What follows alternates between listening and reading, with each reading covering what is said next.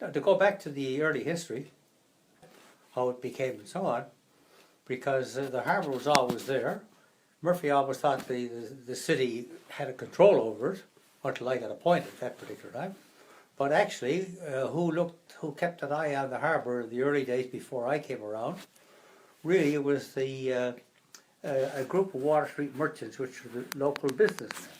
They kept an eye on the harbour and things like that. Before I came there, everybody had their own wharfs. Like Ayres had their own wharfs, Bowery's had their own wharfs. They all controlled their own wharfs.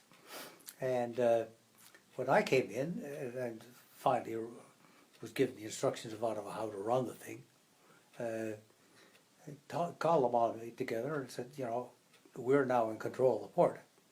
There was a harbour master before that. I can't remember his name, but he was a harbour master.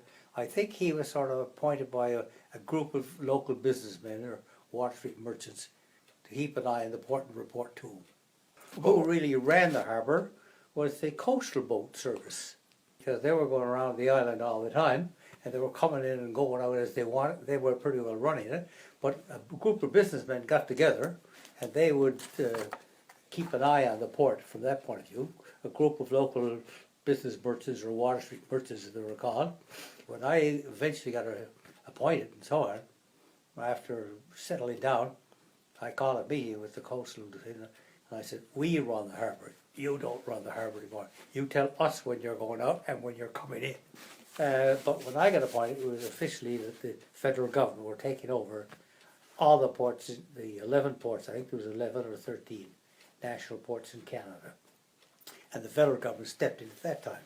So that's the earliest recollection I have of going down there at the port.